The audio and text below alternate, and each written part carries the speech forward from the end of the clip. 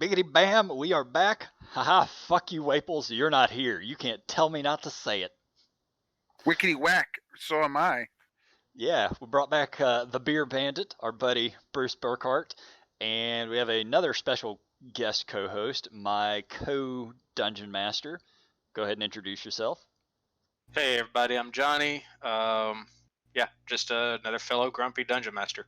Yep, I mean, I don't know any DMs that aren't really grumpy. Waples. That's fair. Yeah, Waples can't be here, unfortunately. He went and got the Rona shot, so he won't die from Corona, but in the process, he managed to either catch Corona or the flu or a cold or something. Right now, he's rolling around in bed, so. He was one of the unlucky ones then. It got sick off of it. Yeah, that tiny percentage, but he's been sick for about 3 or 4 days now, so. Oof. Yep. He needs a long rest. Well, that's what he's getting. That's what he's getting. So we got you guys in here to fill in for him. I hope we can manage to pull this off. He's scraping the bottom of the barrel, man, I'm telling you. Yeah, speak for yourself. Yeah, yep. Oh, I am. So as far as things I wanted to chat about, and I know you guys will come up with stuff as we get to going along, city building. This is a topic that, honestly, I'm actually glad you guys are here instead of Waples, because Waples only ever runs modules. Like, he runs the campaign source books and stuff and has never run his own campaign. There's something to be said for that. That's awesome, but I only really run my own campaigns. Icewind Dale's first time I've ever not run my own campaign, so I'm in the process of setting up a new campaign, as Johnny well knows about because he's going to be one of the players in it. And in the process, I found myself trying to lay out more details about the world, and it's important to have at least some simple basic information about the world that you're building. And the area that they're in there's basically 23 major cities around that area that they have the possibility of going to and contending with at some point. So I needed to at least a little bit of basic background information about each of these cities. Do either of you have specific methods you use for sort of detailing out cities? Like, not whole details, but at least some basic information. So if somebody just decides, I want to go to this city, you can at least give them something. Well, go ahead, Johnny. I mean, you can go. All right. Well, I mean, just kind of depends. Like, I know back when I was running 3.5, there were tables and stuff I'd roll on, and the DMG just had all that stuff in there because 3.5 had rules for everything. But generally, what I try to do is I'll try to generally start with how do I want this city to be governed? Like, is it going to be just your typical a mayor, maybe a council? Mm-hmm. Is it a mageocracy run by mages, or what is it? Like, is it aristocrats run everything? And then I try to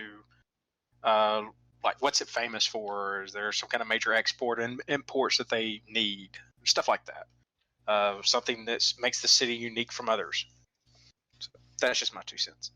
I mean, that's kind of the stuff I went through as well. The 5e DMG actually has a very, very simplistic chart, a couple of charts you can roll on to give you some of that information.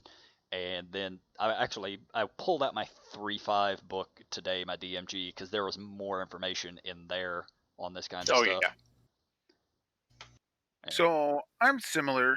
I really start with the power bases and then the anti-power bases. I align up what I feel like runs the city either through law and order and those who are against law and order.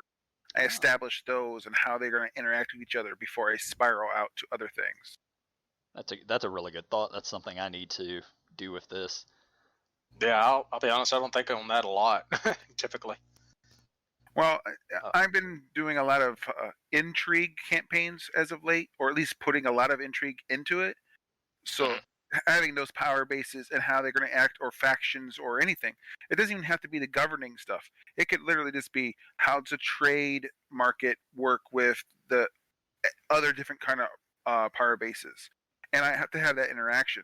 even within like the under element. So with the criminal enterprises in the current city that I have in my current campaign, there's a trade, a drug trade, smuggling, slavery, and then just straight mafioso and how they interact with each other compared to the law and order factions and how they interact with the the bad and the good. So I had to put essentially like that's like that meme of Charlie from It's Always Sunny, just explaining like how the strings go to Oh everywhere yeah, on the yeah, yeah. map. And stuff like that. I have to I lay that all out. That's what I. So what you're saying is I need to get me a cork board and a whole bunch of push pins, and then start connecting strings. It doesn't hurt, especially if it's going to be your, what would you say, your campaign hub, Hmm. because then any choices your PCs will make within that city, you already have a reaction to it. You're already, at least if you have to wing it, you already know what's going on with those things and you're informed because you already have it set in stone. This interacts this way at this point or at this point. You can even put timetables on how long they interact and have things move as they go. I like having plot threads that have nothing to do with the PCs going on during the PC's time, so the city feels living while they're there. Yeah, it's a lot to keep up with doing that. However, like Oh yeah. it could definitely be done. But I know you listened to the podcast we did where we briefly mentioned like intrigue stuff because you mentioned it to me. Oh And yeah, I was curious to get your input on this because I know you're one of the DMs that actually is running like intrigue and politics style of uh, campaign. Like most of the campaigns I run, or even the ones that Johnny runs, we're fairly straightforward. We don't have a lot of excess time on our hands, so we come together. We've got your dungeon, we've got the sort of things that need to happen, and there's battles along the way.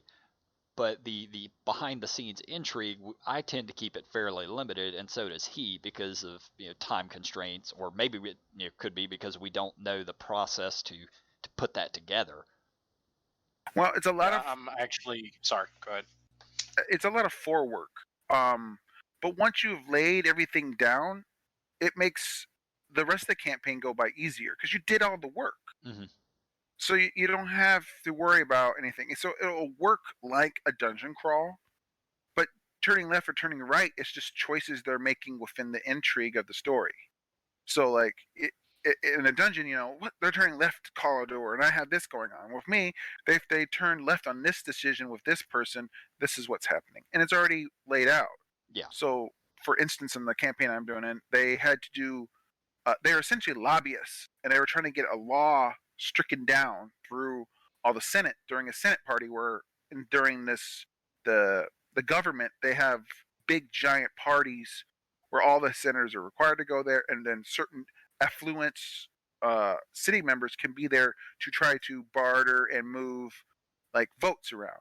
So that they were there enacting on that, and so I fleshed out 30 different senators and about 15 different noteworthy like NPCs that were going on within there, and they could influence the room to garner attention. They can learn secrets about different uh, senators, certain that could gain them either like knowledge on what to bring up, what will make that person more likely to talk to you if you learn that they Right. What love what gift horses. what gift can you give them that's going to influence them? What do they like?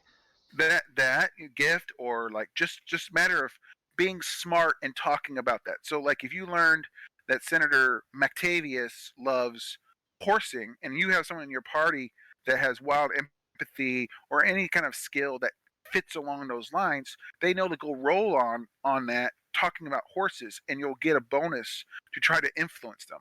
And there's a little meter I have and see how well they go, and if you get it far enough, they'll listen to you about whatever agenda that you have. And if you want to push that even further, you can create them as an ally. So I even made every NPC, good or bad. They're not all like just good people. They're senators. Yeah. Some are So bad. 99% are bad. Got it. So, Yeah. but they all had a benefit if you made them an ally. So, like if you made an ally of this guy, and all he has is he runs most of the stables. You had horses whenever you needed it. that's just a boon for them. But if you messed up on your rolls, you could offend them, and you offend them too many times, then you made them an enemy or a rival, for say, and then they worked against you for the rest of the campaign until you fix that. I Yeah, love and it. then like your horse gear and stuff, barding, I think it might cost double for that city or something like that. You could do, Or might not even be able to get horses there. Yeah. A horse vendor might not sell you anything just because they don't want to piss off the senator. Yeah, Now, and this is the kind of stuff I've been having to think of too. With the Jay knows I'm getting ready to run an Oriental themed campaign, and that's huge on honor, and so I'm gonna have court intrigue and stuff. So this is it's actually kind of good. I'm glad I'm in this one, so I can get some ideas for that. So, like, I have a lot of intrigue, but the players chose to go that route. So when I build a campaign, I have certain story threads I have going through there, and the players really choose the route they go, and I just tack on things as they go that makes sense. And on that, so I'm happy that they went towards every time I've run this campaign, which is now 4 times, and I've been asked 3 of the 4 times to do it because they've heard of the one before it. So I have it down pretty much to a T. Right. I've had people like yell and scream when an NPC died on them. But we were friends, my best buddy. Yeah. There is nothing quite like pulling at the heartstrings when you kill off an NPC that everybody loves. Definitely done that a time or two. Oh, me too. I haven't done it to you guys recently, but I'm sure it's coming. So as far as the city building, like I said, I had 23 to sort of figure out, and I just went through the 5e DMG, which has you roll for ruler status, sort of a trait about the location, something that it's known for, and then I went and got another chart that's items that they export, because it is kind of important to know what, like what that city deals in. And then I added another one on top of that was something for my own benefit called populous status, and that one's pretty simple. It's whether they're poor, wealthy, or just sort of moderate overall. But just as sort of examples, rolling, I'll go through one of these. The ruler status, the guy he's a weakling who's manipulated by other people, so he's not really the power behind the throne. There's somebody else sort of running things. He's the puppet. Yeah, he's the puppet. The trait was it's the only place that they can get Pegasus meat. Like, people can actually buy Pegasus meat, which, if you know, that's even in D&D. Yeah, that's a weird thing, because Pegasi are actually highly intelligent. Yeah. And as for what it's known for, I rolled a couple times, but it's known for the Pegasus meat, and it's known for having rude people that live there. So it's French. Oh, wow. Yeah, it's France. So, Jay. Yeah. So we're playing our old characters in this? Yes, you will be. Oh, Lord. Uh-huh. Okay. Oh, yeah. Yeah, it's going to be fun. Can't wait. That's going to be a lot of fun. And then the exports, its primary export is alchemical items. And when I'm going through these, like some of the cities, I already have a lot of the basics of it. I sort of know some of the places, but a lot of them were just sort of hashtag thrown together. So on those, I just roll randomly. But you want to make sure at least that things sort of make sense. Like, I know one of the random rolls was they have canals instead of streets, but if the place isn't anywhere near water, that wouldn't really make sense. So in that case, just roll again. Or no, it'd be interesting, because if it was like in the middle of the desert, then they have canals of sand. Like, there used to be water. Why was that? Why is it gone? Oh, okay. So when you said that, I was thinking that they've got like magically enchanted sand that moves these boats along through the streets or something. Yeah, that'd be That's awesome. what I was. That worked too. Sand. I know in Dark Sun, do you remember the Sea of Silt, Bruce? Yeah. Yeah, like the Sea of Silt, it was basically just a ocean of sand and like quicksand. Oh. Yeah, so that, I've always wanted to look into Dark Sun, never have though, because everybody talks it up. So it was. Well, it's fun if you like killing your character every like 5 seconds.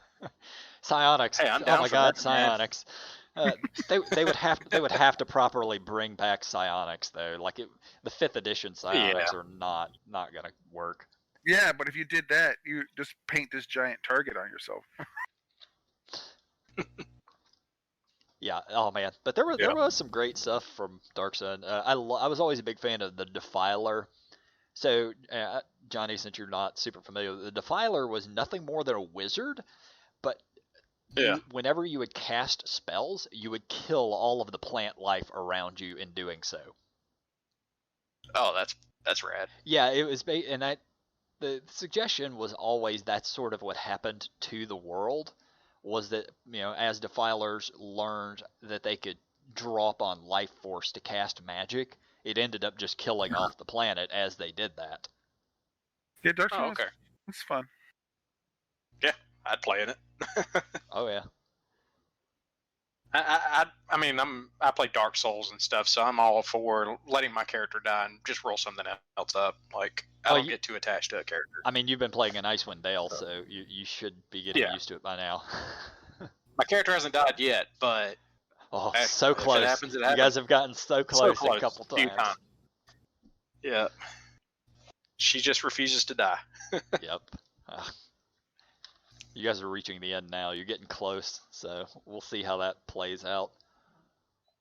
Oh yeah. So, but I've always toyed with the idea of an upside down city, where you had this like broken little poverty village on top, and it hides the fact that there's a big like underground levels that go down, and you just get a little bit more money, more stature as you go down the levels, and it gets bigger. But also you get more like criminal enterprise that runs it. The lower you go. So Johnny has actually played in that game. Which I've played in that one. So it kind of made me go ahead. So Hobtown, I know you've heard me talk about it a little bit, Bruce. That's basically what it was. So the top level, I mean, it's all cavernous, it's underground, but the top level is the only place where outsiders are allowed. But is it above ground? No, it is underground, but it's like the top level of the underground fortress. And the top level is where all of the, that's where your elves are at, your humans, your dwarves, your normal races, and everything else below is hobgoblins. And the basically the more powerful the hobgoblin, the farther up in the social structure they are, the lower the level that they live on. Do what? And that kind of makes me think of you said Kingdom of Calamar. Oh yeah, Kingdoms of Calamar. But what were you saying, Johnny? It kind of made me think of in my world. I think you guys visited Glitterdeep, my gnome city. Oh yeah, I think you guys visited. We were there very briefly, looking for Colin. I think it was. Yeah, but it's if you go there by normal means, you come across just a small village of gnomes, very unassuming. But if you have the proper clearance, I guess you could call it, they let you into the lower areas where the main city is at, and it's just multiple levels of research labs, and each level is devoted to a different kind of arcane research. And the deeper you go, the more dangerous crap you're going to deal with. Like the bottom floor is like far realm studies and stuff like that. So, but that's kind of how that city's structured and built around. I actually had it all listed out at one point, and I don't even know where that notebook's at. So it's around somewhere. It's in your head. Oh yeah, that's where most of my stuff's at for my campaign world. But yeah, city design is important. Whether if it's places that nobody's ever going to visit, I don't know that there's necessarily a lot of reason to put a lot of detail in it, but at least basic information.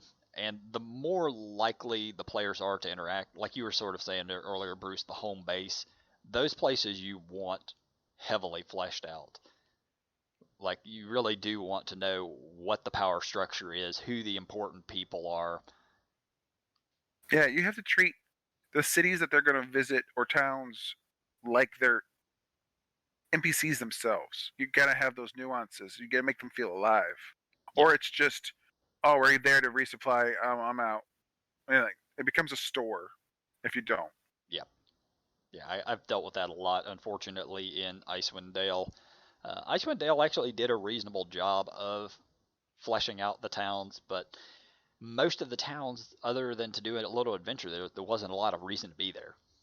Like there's the 10 little towns, and Bryn Shander was the primary locale that everybody's running out of. So I utilized it a little more than the other ones, but most of them were just stopovers. Yeah, it is frustrating though when you do put in all the work as a DM to flesh out a town, and then the party shows up. All right, we're gonna stock up, and something's going. No, we're leaving. Let's go. Yeah, We got a dungeon we gotta go do. I mean, sometimes they just ignore everything else going on in the town and decide that they're going to go sell a house illegally. Yeah, they do that too. So, yeah. Yeah, what he's referencing is railroading. That's what I'm referencing. I wasn't trying to railroad, okay? I was trying to progress the plot. But, these guys, I was running them through my 3.5 game, and they'd helped this lady out, and she promised them payment, ended up turning against them, so they killed her. And they go back to the town where she was from, and they go to her house, they break into it, they find the deed to the place, and meanwhile, I have this cult that is blowing up the marketplace in the town. Like, literally explosions going off, and these guys are over here breaking into this woman's house, stealing the deed to the house, getting documents forged, lying to the mayor who is frazzled about cultists blowing up the town marketplace and could care less about them trying to sell the house. But they spent 3 hours in real world time trying to sell this house instead of progressing the plot. So fuck your plot. Yeah. Bitch owed us money. Yeah. I'll admit that was one of my flaws as a DM earlier on, was trying to progress my plot and push it too hard, and you guys have definitely broke me of that. So. Yeah, we did. That didn't take that long. No, it was shortly after that got broken completely. So, but don't ever railroad your players, guys. Yeah, it's a little different on Roll20, because of all the time that goes in to set things up. But in a normal person-to-person setting, if you can, the players are going to run the game. They're going to ignore whatever the hell you're trying to do most of the time. Yep. You just got to put a shiny and tasty-looking carrot in front of the plot to make them at least run in that direction. So, I guess. You guess? What do you mean?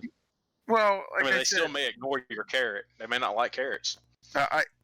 Remember, I put so many different plot lines that are happening all at the same time that the characters decide which way they want to go. So there's no carrot to be had because they're just choosing what to happen. If they go to the left and handle the bandits outside, that doesn't mean that the mafia drug war isn't happening about their influence. So I have a result for that, and they heed the consequences for not stopping that. But also, if they went the other way and did the mafioso stuff and they didn't handle the bandits, maybe there's a little bit less of law and order out in the wildlands next time they're back out there because they didn't handle the bandits or get someone to handle the bandits. Yeah, see, you're going, rather than the single carrot that's really nice and tasty, you're just going with the bundle of carrots method. You just throw enough carrots out there that they have to pick one of them. They have to they got to figure out which one looks the best to them, obviously, but they're going to pick one of the carrots. Yeah, they pick one of the carrots, but no matter what they choose on a carrot, they're still getting the rod. They're getting the stick. There is no win. There's only less pain. There's always going to be a stick. Every choice you make has a consequence, good or bad. Yeah, that's where I'm trying to get with my campaigns a little bit more. I like the open worldness I'm putting, like Jay's kind of referenced before, the pirate campaign I was running. It was extremely open world. They pretty much just went where they wanted, and we would I had ideas for all these different places that they could go. But I mean, I would just ask them at the end of each session, all right, so what's the general idea of what y'all want to do next week? And then I would kind of plan for that. But there would be so many other things that they could possibly do. And hopefully we'll get back to that once Rona starts getting under control. Soon, yeah. Hopefully within a couple of Soon. months. Feels like it's been forever. You know, feels like it's been a year. Oh wait, how about that? Yeah. And some people like Bruce here didn't ever stop actually running. That's right. We went on Roll20 for a little bit, but as soon as the rules relaxed, we went back to live. But we closed down the game store, so because I know the owners, so we did it after hours, and we had the whole building to ourselves. Okay. Yeah. See, that makes a lot more sense doing it that way. Yeah, that'd be really good. All right. So Bruce, you wanted to talk about music. That's right. I use sound effects and background audio whenever I can. So if you're on a ship, I have Bluetooth speakers all throughout the room playing the same 8-hour sound effect of wooden ships on ocean.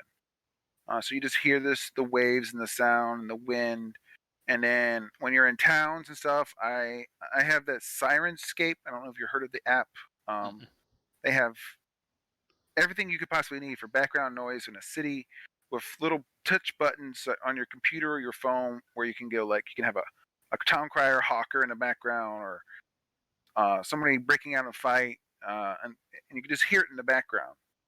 And it comes with sound effects for battles too. So if all of a sudden a battle starts and someone's swinging a sword, you can press it and you can hear the cha-ching, or an arrow in flesh, it has that, or arrow missing and hitting wood, it's got that. It's quick button and you keep moving on. It just really immerses my players, and I love it, and I've only had positive reactions to it.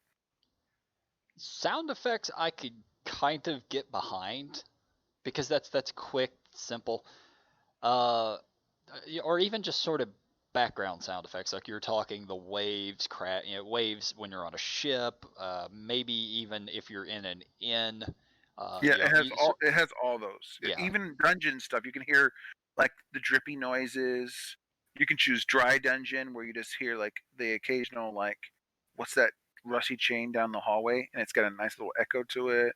Or if you're like a wet dungeon a little bit, you hear drips and the fluttering of bats or mice and stuff at your feet. And it just sporadically does it, and it's just there. It just brings everybody right into it. See that in the right setting, like you're saying, with Bluetooth speakers in the right sort of positioning, I could kind of get behind that.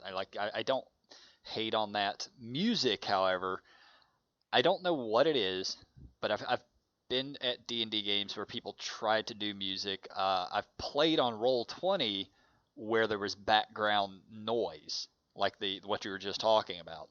And on Roll20, it absolutely does not fucking work. Like, that's all I hear. I can't even hear what people are saying because all I'm hearing is the noise. In person, it's less egregious with music and stuff, but it's still very fucking distracting for me. I don't know if it's because maybe I'm deaf or maybe I'm just ADD, which I definitely am. But it's I can't. I mean, I'm a podcaster and I have some friends and stuff like that. So like, I'll even have You have friends? Yeah, other than you, Jay. Wow. And I have them like do NPC lines that I can have as a quick button and put it in there. So I have somebody who's my tavern keeper, and he has said every line a tavern keeper could possibly ever say. Want to try my sausages? Yes, something along those lines. I have tasty breakfast sausage. Would you like to try? Johnny. Hello? I could see getting behind like that, but yeah, I'm still here. Sorry. I mean, I think I've tried using sound effects and stuff before in games. I haven't had much luck with it, but I think you tried once when I was there, and I'm pretty sure I said I can't hear what's going on. Well, it does. Yeah, I tried it on Roll20 before. when I was going through the one tower, there was a player piano that would just start playing on its own while they were going through the tower. That was good because that was more sound effect and it was brief. Like it wasn't a constant in the background. I don't mind that. Yeah, I did it as when we were trying to run from the tower. I think I had them all start up at one time, so I had all these 4 or 5 different copies of music. Yeah, it was pretty fucking horrifying, and we were creeped the hell out. Again, yeah, that was the whole point. So, and then one time when I was running I don't think you were in the game, Jay, but I had a gibbering mouther, and I found a gibbering mouther soundbite, and I didn't like it by itself. So what I did is I opened up like 4 windows for this gibbering mouther, and ran all 4 of them at the same time at different speeds on each one. So it was freaking horrifying sounding, but it got the point across. So, yeah, the players were like, "What the f- is that?" And so it did the job. So yeah, in certain situations, I could definitely see using it. Background music is kind of, I don't know. I'm kind of with Jay on that one. Well, I guess music, I agree with you guys. I guess I was just meaning like, just background sounds that the players would hear if they were actually there.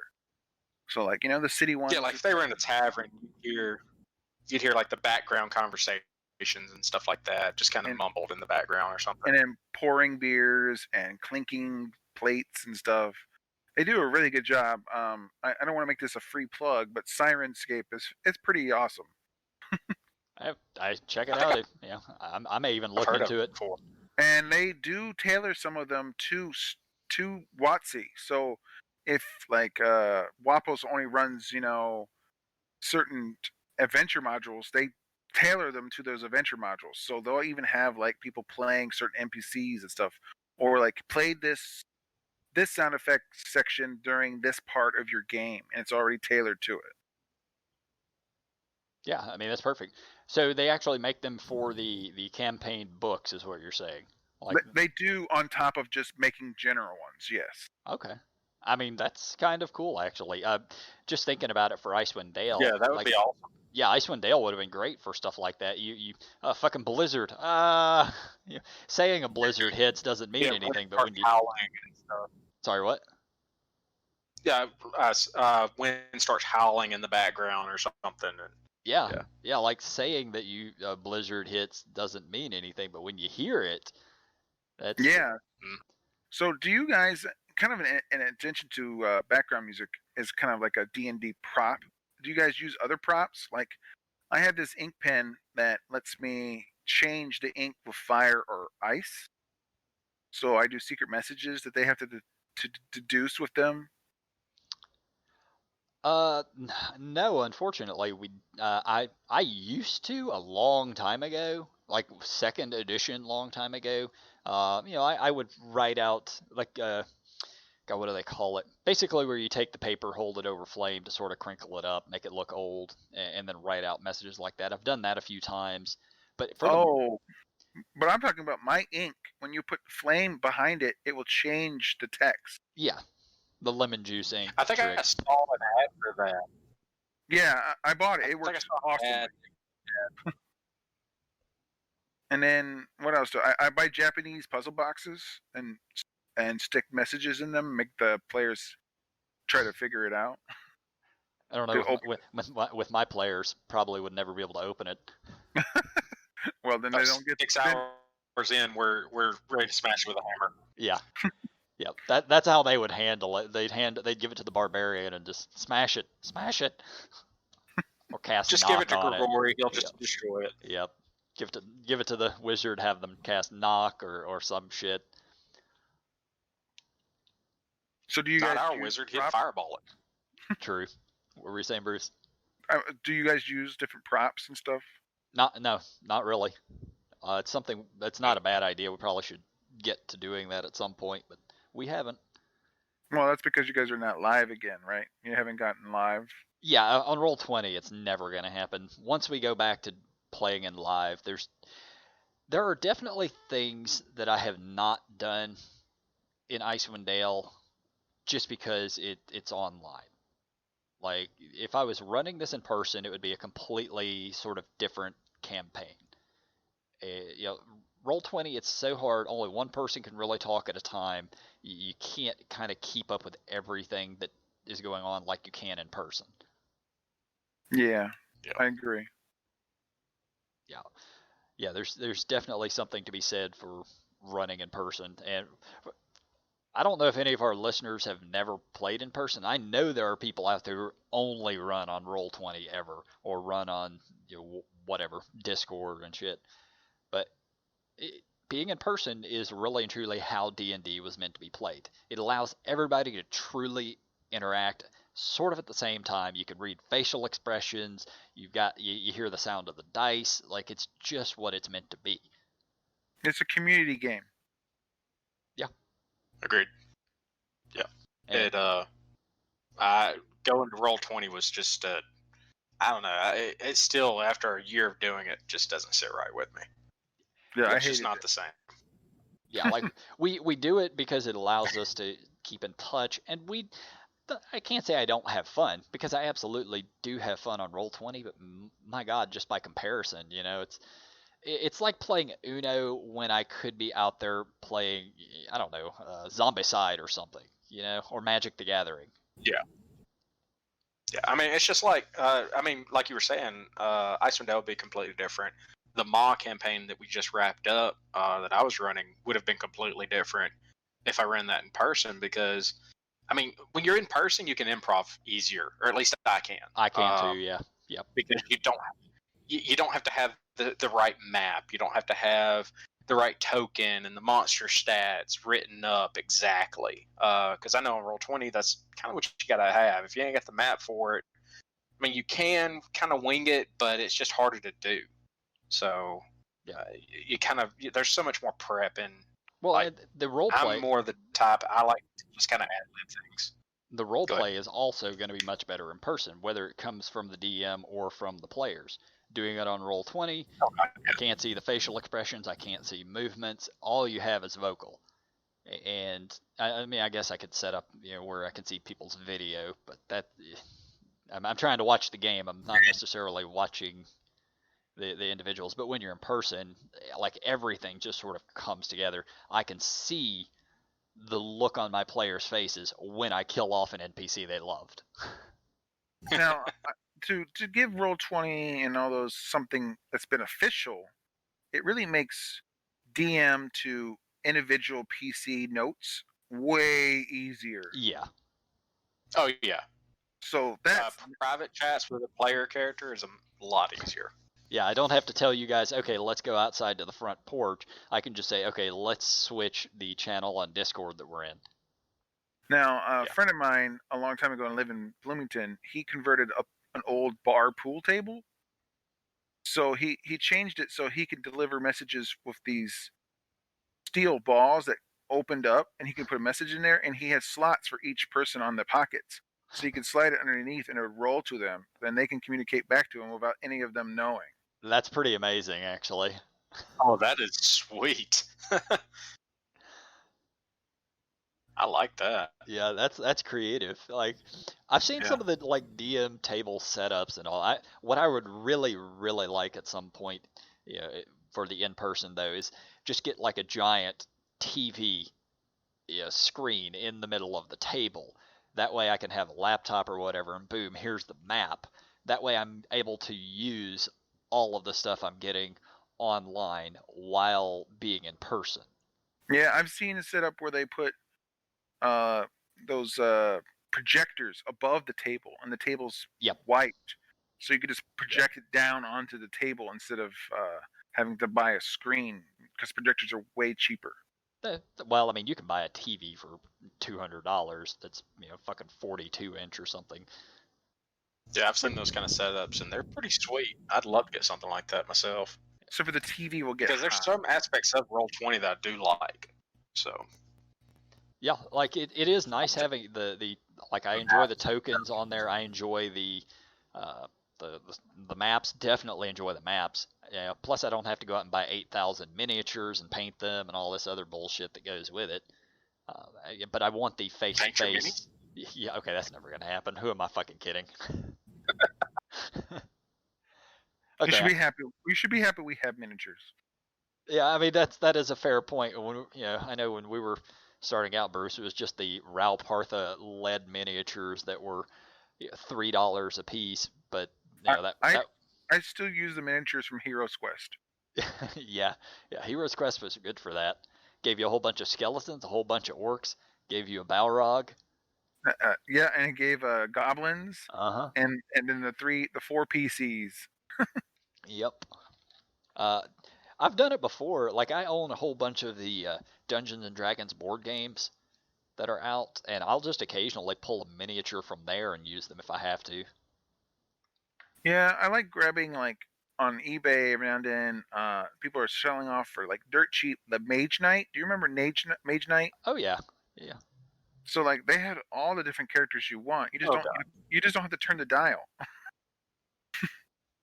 yeah. Mage Knight was kind of neat. I'm a little surprised they're selling them for cheap. I guess nobody plays it anymore.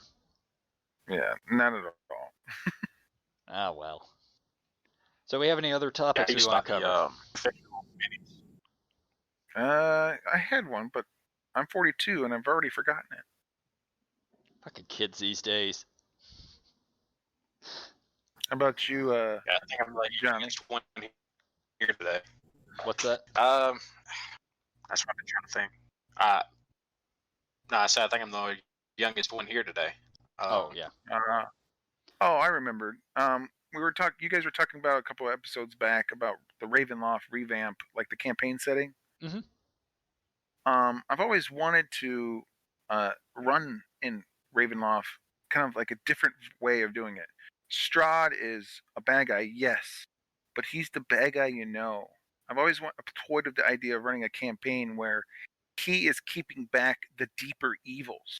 He has to do the evil that he does, the killing and sacrificing of innocent lives, to maintain his strength to keep the darker evils at bay. And running a campaign where someone has to take Dread Pirate Roberts his place. His time is done. There's been 1,000 Strahds. That's actually really cool. I've been watching a TV show recently Yeah. called iZombie.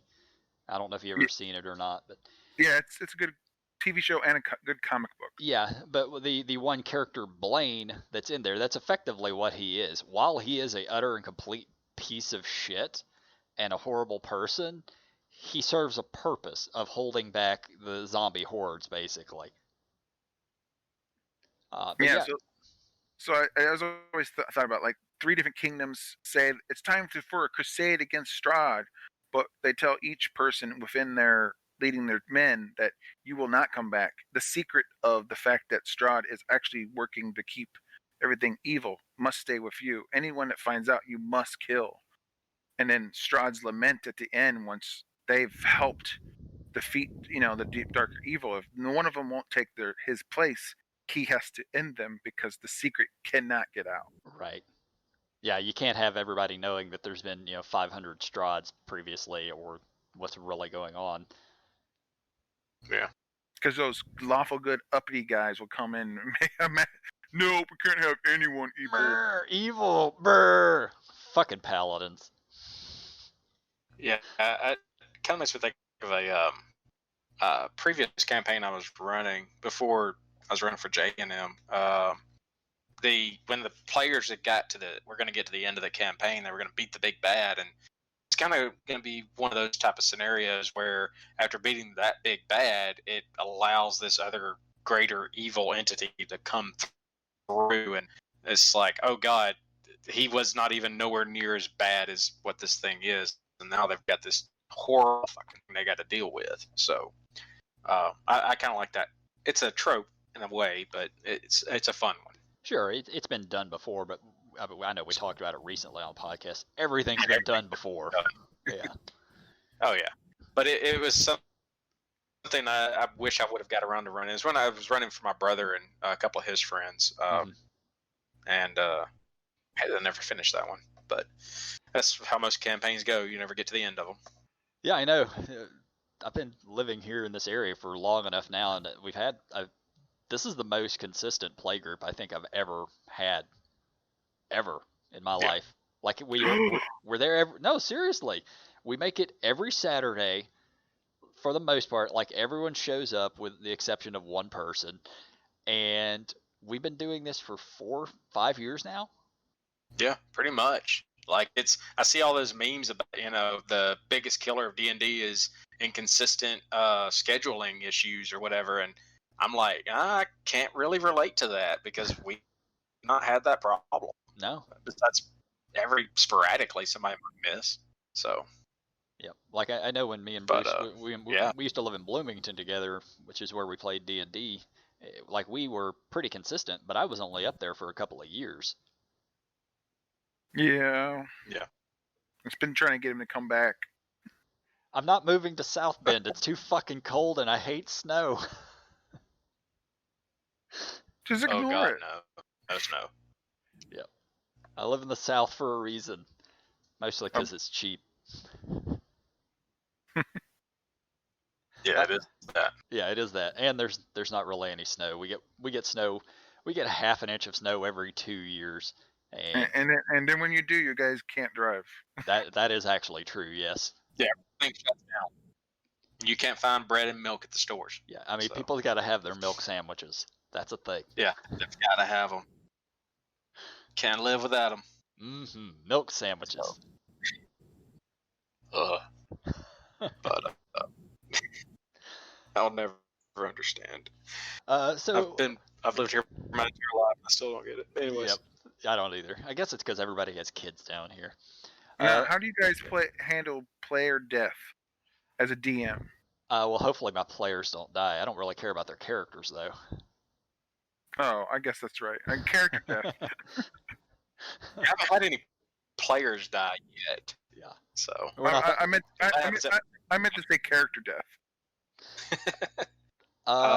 You can do it first, Jay. I'm trying to think. Well, I guess I was the last of us who had characters die from Ice. That was in Icewind Dale. What I did, it was fortunate. 2 of the party did make it out, and they managed to get back to town. So they just hired some new people. It wasn't. It was annoying, but it wasn't the end of the campaign.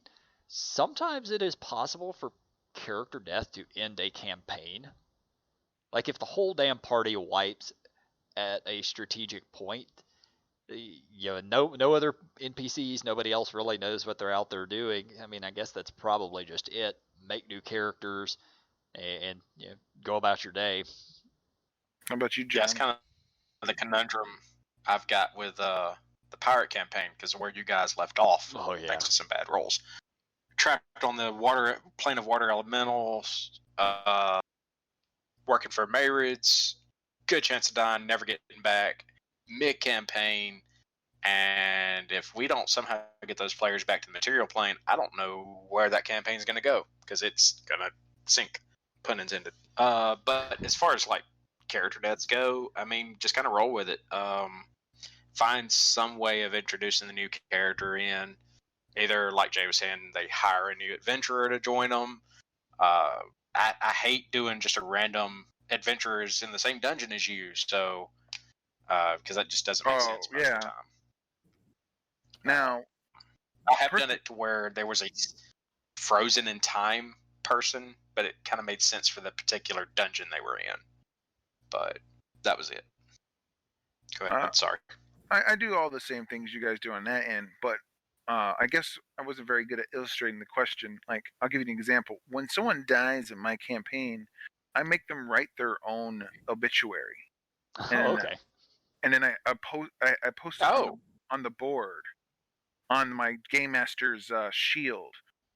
It's very fun because, and I got a lot of good feedback when I told this same story to Jolly Blackburn and Dave Kinzer of Kinzer Co.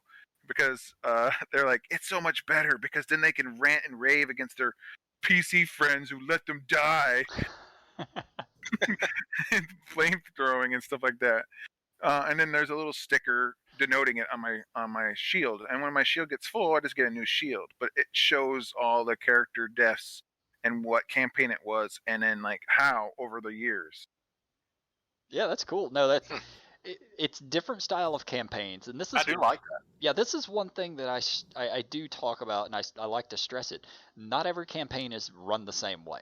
Like what you're running, Bruce, it is definitely more in depth, more detailed in the I guess the character development and maybe even the world development, or how areas are set out.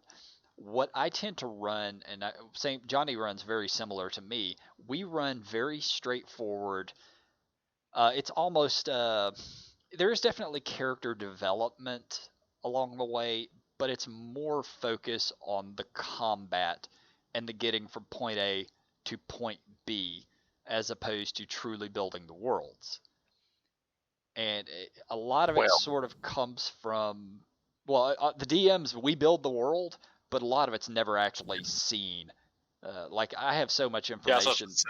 Yeah, like I got so much information you guys have never even come across about my world, and I know you do as well. Like things we just skip or don't see or don't have a chance to interact with, just because we're going from point A to point B.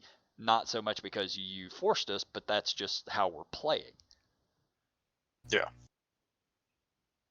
Whereas in Bruce's I campaign, know. you've already explained it.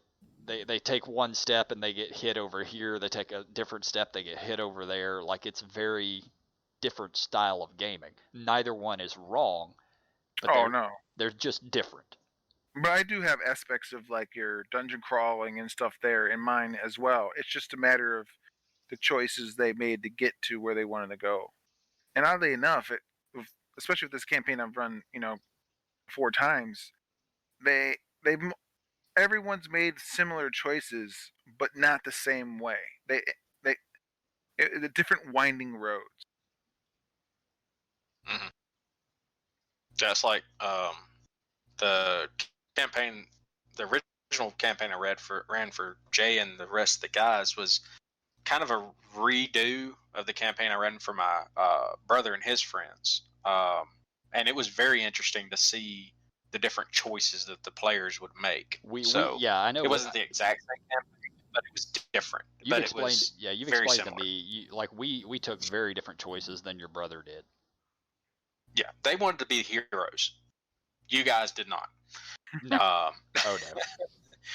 They were the good aligned party. You guys were neutral at best. I think there was one good aligned character for the longest time in that party of you guys. So yeah, I don't think we had any pure. But one thing, we didn't have any evil, but we had a lot of neutrals.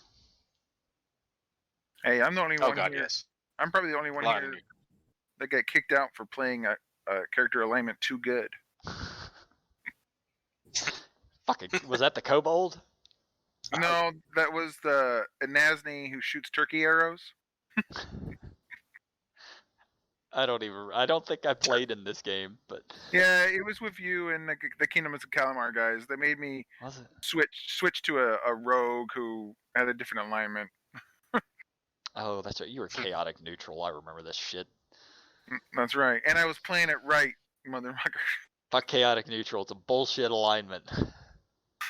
I think alignment should be guidelines, not doctrine. I agree. Yeah.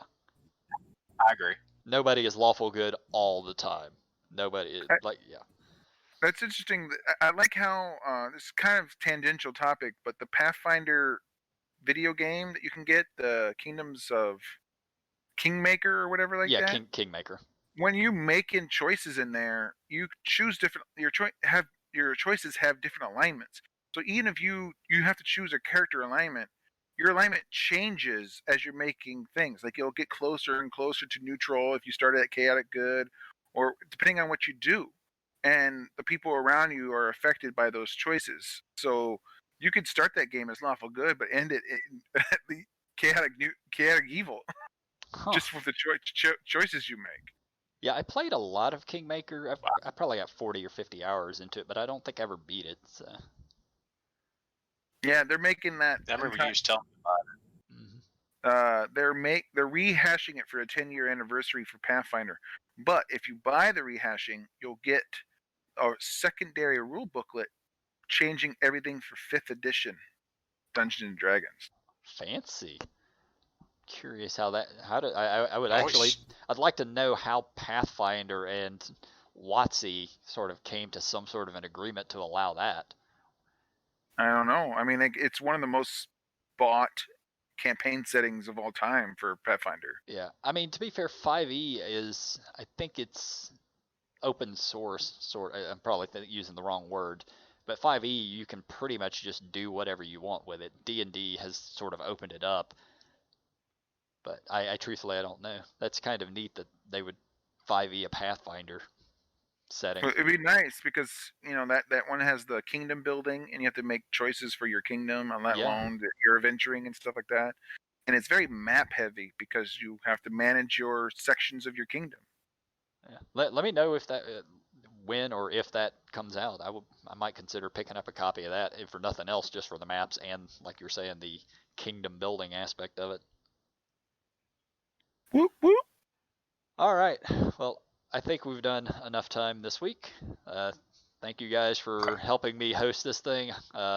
Hopefully Waples will be around for next week. And fuck you, Craig.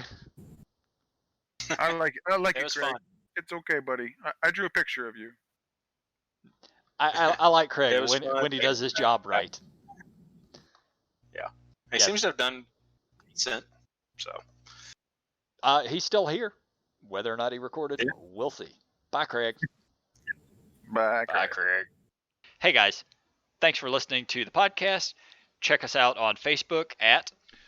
There's no @ in Facebook. It's just facebook.com/Grumpy Dungeon Masters. And on Twitter. That'd be @Grumpy_DMs. And on Instagram. @Grumpy Dungeon Masters. And also be sure to follow us on Twitch. Twitch.tv/Grumpy Dungeon Masters, where we play Rime of the Frost Maiden every Saturday at 8 p.m. Eastern Standard Time. Fuck yeah.